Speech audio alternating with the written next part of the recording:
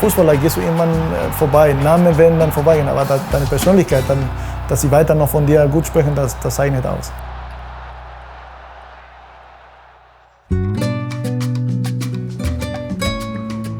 Nelson Valdez, mit 38 noch immer gut in Form. Wir treffen ihn in seiner Wahlheimat Bremen und plaudern über seine bewegte Karriere. Ein Highlight, sein schönstes Tor für Borussia Dortmund beim Auswärtsspiel in Bochum.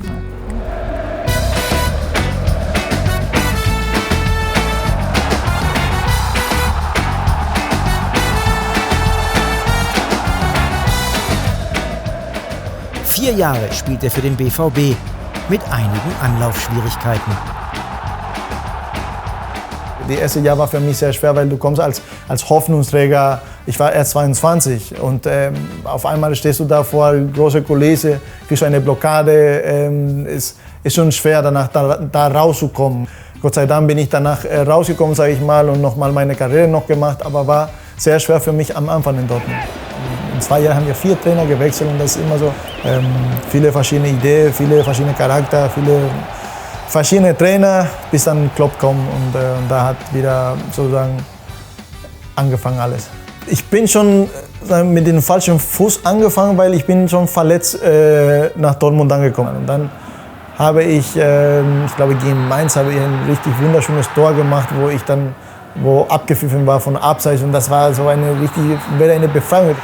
Aber dann, desto mehr läuft und du triffst nicht und so weiter, dann kommt man in ein Loch, wo man dann nicht mehr rauskommt. Und das schlimmste Spiel war für mich, glaube ich, in Hannover, glaube ich, habe ich Elfmeter gemacht und auch noch rote Karte bekommen. Wir haben, ich glaube, 4-0 oder 4-2 oder 5-2 verloren. Da war für mich da habe ich nur in der Kabine mich in Sauna geschlossen und nur geweint. Dann sind die Spieler gekommen zu mir und hat mich dann versucht zu pushen, aber da war für mich das Ende sozusagen. Da dachte ich, ja, ich kann nicht mehr.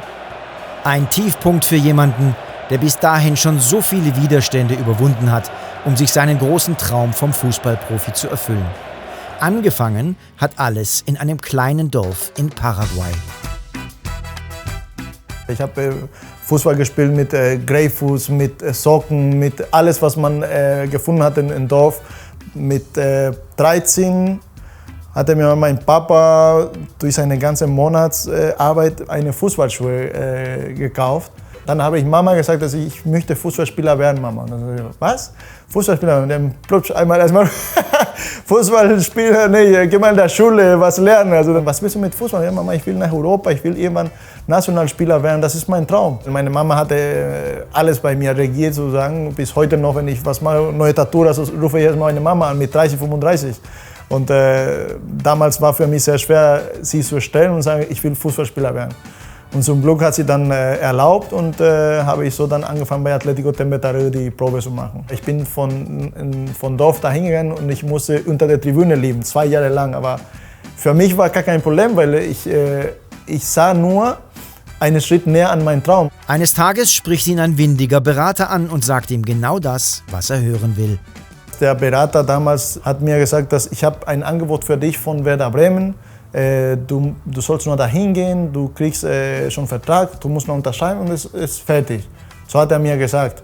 Und dann war ich so glücklich, meine Mama angerufen, meine Mama voll am Weinen natürlich, weil ich war noch nie im Flugzeug. Als ich schon im Flugzeug saß, hat er erstmal das Telefon genommen und gesagt, ich schicke euch einen Sturm. Und Werder Bremen hat gesagt, nein, aber wir brauchen keinen Spieler hier. Also wir haben niemanden gerufen. Ja, aber der ist sehr gut, also nimm ihn bitte und so weiter oder guckt euch mal an. Und ich im Flugzeug voll am Träumen, natürlich Werder Bremen, Europa, da bin ich angekommen. So war für mich. In Bremen muss er die nächsten Widerstände überwinden. Er kann sich nicht unterhalten, nicht einmal auf Spanisch, weil er mit einer indigenen Sprache aufgewachsen ist. Im Trainingsbetrieb wird er erst einmal in den verschiedenen Jugend- und Amateurmannschaften je nach Bedarf hin und her geschoben. Ich musste ja zu Fuß immer, ich glaube 1,5 Kilometer war das von Hotel bis zum Stadion. Hin und zurück sind 3 Kilometer und manchmal trainierst du 2-mal. Manchmal habe ich nur da gewartet, auf der Bank dann ein bisschen geschlafen und dann zweites Training gemacht. Für mich war immer ein Stück näher an den Traum. Dann haben die ein Freundschaftsspiel gemacht. Das war, ich glaube, Hälfte von A-Jugend und Hälfte von Amateur. Und ich war dabei. Ich bin sozusagen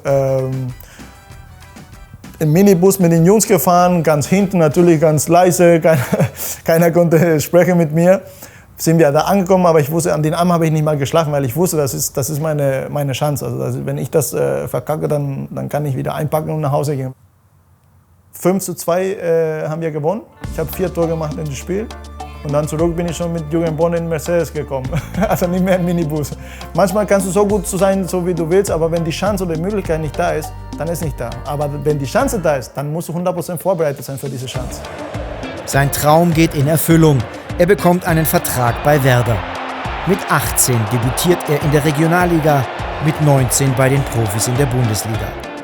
In 118 Spielen erzielt er 30 Treffer für die Norddeutschen und weckt damit das Interesse von Borussia Dortmund. Und erlebt dann erst einmal die längste Torflaute seiner Karriere.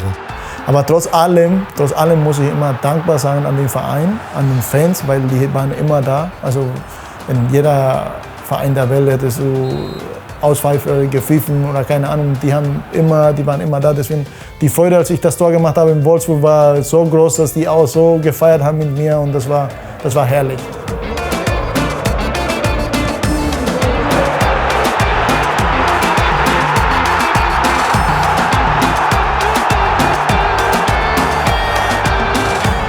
Das Tor gegen Wolfsburg am 32. Spieltag. Sein einziges in seiner Premierensaison. Endlich eine Erlösung. Von da an geht es bergauf. In der zweiten Saison trifft er bereits am 2. Spieltag auf Schalke und erlebt am Ende das Pokalfinale in Berlin.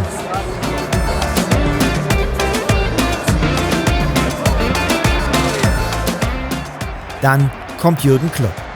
Valdés blüht auf und erzielt in seinem 3. Jahr 7 Bundesligatore.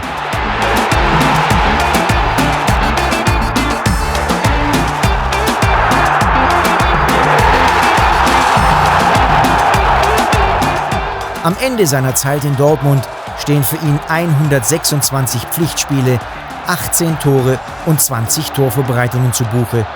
Für einen Stürmer keine Traumwerte. Trotzdem ist er bei den Fans beliebt.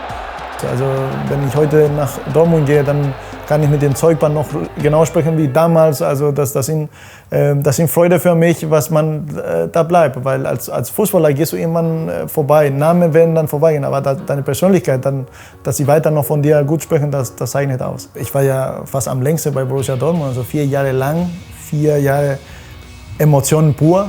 Guten, schlechten, ganz Höhe, ganz Tiefen, wie gesagt, kurz vor Aufhören, Euphorie. Und das zeichnet Fußball aus und das zeichnet auch die Mentalität von Borussia Dortmund. Und ich bin, wie gesagt, sehr glücklich, dass ich Borussia Dortmund Familie gehört habe. Und jetzt hoffe ich nur auf die Einladung, dass die Traditionsmannschaft auch dann spielen kann bei Borussia.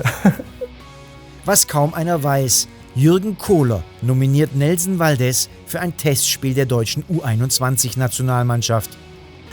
Rufe ich dann meine Mama an natürlich und sage, Mama, so und so ist passiert und was denkst du? Und dann meine Mama, ja natürlich, mein Junge, vergiss nicht, wofür du angefangen hattest, Fußball zu spielen. Was ist dein Traum? Also mein Traum war immer, für Paraguay-Nationalmannschaft zu spielen. Und dann, okay, weiß nicht, ob ich meine Qualität gereicht hätte, für Deutschland zu spielen. Aber desto mehr schätze ich oder die Leute in Paraguay schätzen mich, dass ich für Paraguay entschieden habe. Und dadurch habe ich auch 2 WM, 4 Copa America gespielt, 77 Länderspiele. Von daher habe ich alles richtig gemacht. Wir haben keine Schauspieler, wir haben keine andere Sportler, wir haben nur Fußballer. Und Fußballer sind für Paraguayaner der allergrößte. Und ich habe das Glück gehabt, dass ich auch in der richtigen Zeit in der richtigen Gruppe gespielt habe. Mit Santa Cruz, mit Lucas Barrios, mit Cardoso, mit allen großen Spielern, mit denen wir eine große WM 2010 gemacht haben, wo die Leute heutzutage noch nach 12 Jahren immer noch uns richtig erinnert. Nach seiner Zeit in Dortmund folgt eine kleine Weltreise mit Stationen in Spanien, Russland, Griechenland, Abu Dhabi, noch einmal zurück in die Bundesliga zur Eintracht Frankfurt, dann weiter in die USA, bevor ihn seine letzte Station noch einmal in seine Heimat nach Paraguay führt. Cerro Porteño, das war von meinem Papa-Verein und Verein, mit dem ich aufgewachsen bin, dann noch zu spielen, dann noch mal Meister zu werden, war auch noch ein Traum zu erfüllen. Aber Nelson ist mit seiner Frau und seinen 3 Kindern wieder nach Bremen zurückgekehrt, wo er in den Hotelbetrieb seiner Schwiegereltern mit eingestiegen ist. Und weil Familie Valdez Südtirol so liebt und dort häufig Urlaub macht, hat er direkt am Hotel sein eigenes Restaurant eröffnet, die Südtiroler Hütte. Und dann sage ich auch, Junge, du bist doch von einem Dorf gekommen, du hast keine Sprache, du bist hier gekommen als nichts und so weiter. Was du erreicht hast, ehrlich, davon träumen Millionen und deswegen muss man echt schon dankbar sein und ich bin sehr, sehr stolz. So ganz vom Fußball lassen will und kann er aber immer noch nicht. Seit einigen Wochen arbeitet er auch wieder bei Werder Bremen als Co-Trainer der U23.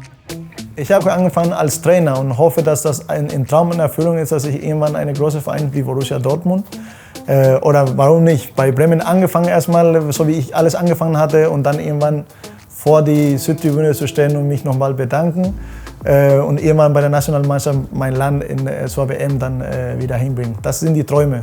Wie gesagt, ich habe viele Träume geschafft, aber viele nicht geschafft. Aber Träumen ist nun mal, um dafür zu kämpfen.